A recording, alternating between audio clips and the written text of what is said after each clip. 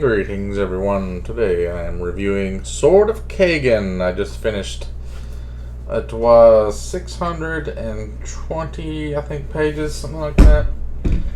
This is a self-published book by M.L. Wang, a female Asian writer from Wisconsin.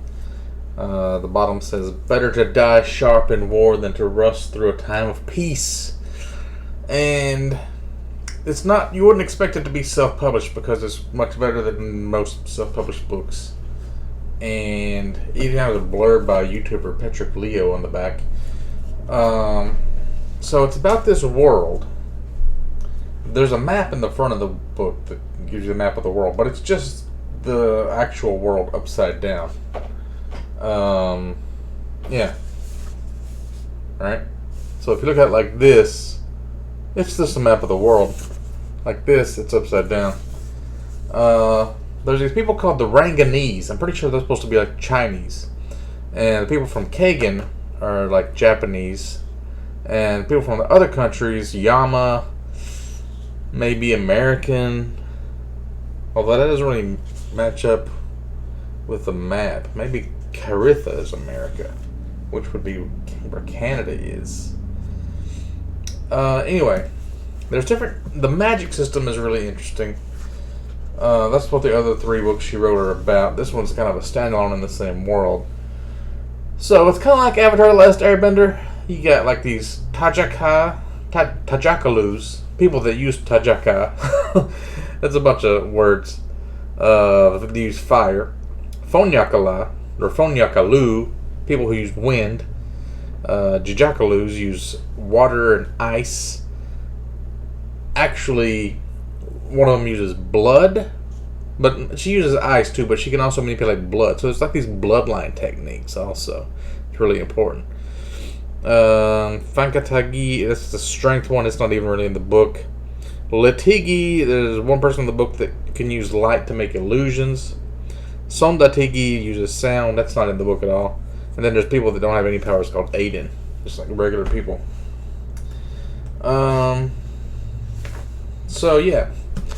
The entire book, it starts out one way and it kind of ends a different way. It's about this boy Mamoru and his mother Misaki. So they're the two main characters. Now Misaki is married to a man named Takeru, and he is one of the most powerful ice, not wizard, but like a user, right? Jijakalu, in this place called Kaigen. And the Sword of Kaigen is like this peninsula that the most powerful ancient warrior Jijakalus live. And there's supposed to be like this thing that happened in the past, like this giant war between the Ranganese, and they're like the first defense. So if you break yourself on the Sword of Kaigen, then it's like you're not going to make it into the rest of the country because you've already been killed by the most powerful people, and he just like wiped them out with all this ice magic. But it's been like a long time, and the government has been kind of hiding or making it seem like they're stronger than they really are, and all these other people have been developing. And like you can see, this one kid comes to visit Mamoru, or what was his name? Mamoru? Yeah, Mamoru. And he has like a cell phone, and he's talking about like satellites. So they have rockets to send satellites into space. They have cell phones. They have airplanes. And the people from Yama, they create this stuff called Zillazin glass, which is like unbreakable glass. It's like one of the strongest materials in the world. So Takeru, the strong ice guy, he has this bloodline technique called the Whispering Blade, and he's teaching it to his son Mamoru, and he's going to like school, martial arts school too, learning how to use. He's trying to like be as good as his father. Usually they can just whip up these ice spears and they chuck them, but if you get good enough, you can make this Whispering Blade. That's his bloodline technique. And he creates a sword out of ice so sharp, it's like one molecule thick, and it can cut through anything, except Zillazin glass. But actually, it can also cut through Zillazin glass. Yeah. Right. That doesn't really matter.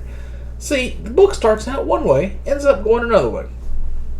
So, there's kind of a YA element where you hear about Misaki's past. That's Mamoru's mother and Takeru's wife. She used to be like a foreign exchange student, like living abroad, in this other town, and she had these friends that, like, one of them used fire. One of them was like what do they call these people that are like Numawoos or something like that? They're like, they build things, and he's like a gay Q from John, or what am I thinking of? The guy, fuck. Man, I'm having a fucking brain fart in the middle of this video.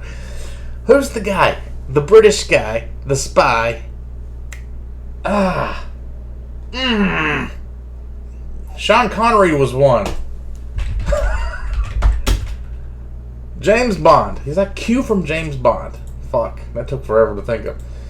So he like builds stuff, and another one makes illusions. So they have like a crime fighting squad: fire, ice, light, and a guy that makes stuff. And maybe there was another one. Anyway, they do all this crime fighting stuff. She's like the shadow. She's supposed to be like behind the fire guy. Nobody ever sees her. She has this like sword ability. She's always like killing people with stealth attacks and stuff. And she can like make these blood needles and like stick it in their neck or in their nervous system or their heart or the brain. She can kill people without being noticed a lot. So, they even had like trading cards, it said at one point, for this crime fighting group, or like people that are, I don't know, Jijakalus or some kind of Kalus that do crime fighting with these bending techniques. Let's just call them bending techniques because it's basically Avatar. So her son, he's getting really good at this. Oh, he's not really getting good at it. He's kind of like sucking. He can't make his own whispering blade. But then the Fire Nation attacks. But it's actually the Wind Nation is attacking. The Wind Nation attacks, and they're summoning a giant tornado to wipe out this island, and it's going like up the mountain. It doesn't even make sense because it's like you can see the humans are making it do it. And this whole time I'm reading this in the Discord read along I've been doing for this book, everybody's talking about like sexism and misogyny and like how Takaru is just an asshole to Misaki and like treating her bad, and like she's just a housewife, she can't make her own decisions, and he's bossing her around and all this kind of stuff. He's not hitting her, he's not raping her, but she doesn't want to be married to him. She liked this fire guy that she knew from college or whatever, right? But she ended up having to marry him anyway because it's kind of an arranged marriage with her family, because she's from a powerful family called the Susanos and he's from a powerful family. What is this family called? It's like on every page. How did I forget that? I've been saying it like 50 times. Literally. It doesn't matter. So, they also realized that when you have two big, strong, powerful families like this and you have babies, she had a couple of miscarriages, and it makes you wonder if the babies were doing some kind of like bending magic in the womb. That's why like his mother had died, Takeru's mother had died from like too many babies because it's too strong. And she's able to control blood, so maybe he was thinking like maybe she was having miscarriages because her body was rejecting them to save her life and stuff. So that's kind of thing. It's supposed to be like a redemption arc for him at the end, but a lot of people were saying like he was so much of an asshole in the beginning that he shouldn't be able to be redeemed. Anyway, the Wind Nation they attack with their tornadoes. They have to send all their best dudes to try to get rid of the tornado and fight off these dudes. But some of them are elite dudes, and there's this one guy, Takeru's brother, Takashi. He's really good too. And he like kills like waves of guys at once and stuff. Takeru's more a precision fighter. He's also killing a lot of dudes. But Mamoru, he's like struggling to kill one or two guys, and then at the end, he dies. Spoiler alert! Spoiler alert! Halfway through the book, Mamoru dies fighting this guy. He ended up making his whispering blade, killed a guy, but then he also died next to him. And Takashi dies. And Takashi, he has like this death magic that goes off, and it just spears everybody around him like with tree branches of ice, just picking their bodies up and just whooing, just like wipes out 20 guys probably with this giant frozen explosion of death trees. Pretty fucking dope. And then you're thinking, okay, he's dead. Mamoru's dead. Most of the island has been wiped out and they're all dead. There's also a lot of enemies that are dead, but there's a few guys that got past and they go into Misaki's house. And she gets out that Zillazin glass blade that she used to use with her crime fighting team, and she ends up killing like 9 people in her house. And everybody's like, they don't even know she can fight. So they're all freaking the fuck out. Her friends and her kids and stuff. And her second youngest kid, now is her oldest kid because Mamoru just died, he takes the blade and he kills a guy because he's holding her down. Another girl nearby is being raped by one of these guys. She gets pregnant and ends up killing herself later on. So, like, her son just had to kill a man. She just had to kill 9 people. Her friend's going to commit suicide. And, like, 2 people are dead. The whole village is wiped out and they got to rebuild. And then it gets to the part where the government comes in and the government won't even let them, like, bury their people because they want to cover it up, because they want to have a mass grave and hide all the evidence. And they just start gathering up their bodies and, like, trying to prove, like, which bodies were killed by the magic shit and which ones were killed by these airplanes that came in and shot everybody that didn't get into the bunker in time. So all this bad stuff's happening. And you're looking at, like, half the book is still here. Why is half the book not been read yet? It should be over right now, right? Then that's when it gets into the second half. Is just mainly about dealing with grief and sadness and, like, her trying to understand her husband and, like, making amends with him. And then at one point they keep seeing her dead son, and it turns out to be this guy that does the illusion magic, and then he sets off a fucking suicide bomb and blows a big crater in the island.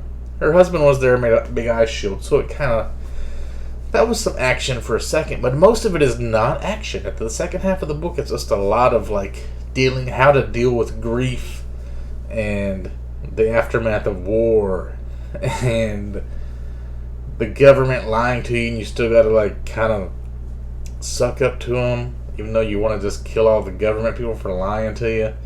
And it turns out there was, like, 8 attacks, not just this one island. 4 of them were on military bases.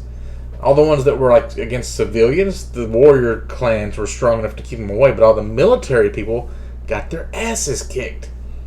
And Misaki talks to one of the Jilo or whatever, the guys that are, like, storytellers or whatever. They, like, I don't even know why you would have a job as being a storyteller. But she talks him into telling her the truth about what happened. He tells her, like, all the military bases were overrun and they couldn't handle them. But luckily, they're not going to attack again because they're afraid of the warrior commoners. Kind of like America, everybody has guns and everybody's afraid to attack America because all the civilians have more guns than the military, probably. It's kind of like that. Also, why don't anybody use guns since this world, they have all this technology? They're welding with their fingers. The fire people weld with their fingers. Like, why don't you just use welders, and why don't you have guns? You have satellites. You have rockets, helicopters, planes,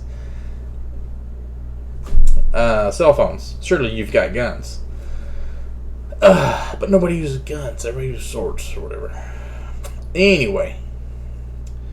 Yeah. I think I had a lot more to say about the second half of the book, but I can't really remember exactly what it was. And then, like, her old friend from the Fire Nation that she used to be in love with, her husband, he starts becoming a good guy. And they start to understand each other.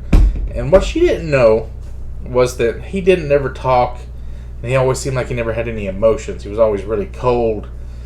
And that was because his dad used to beat the shit out of him. And he used to, like, meditate by, like, he would kneel on the ground and put his hands in the mountain.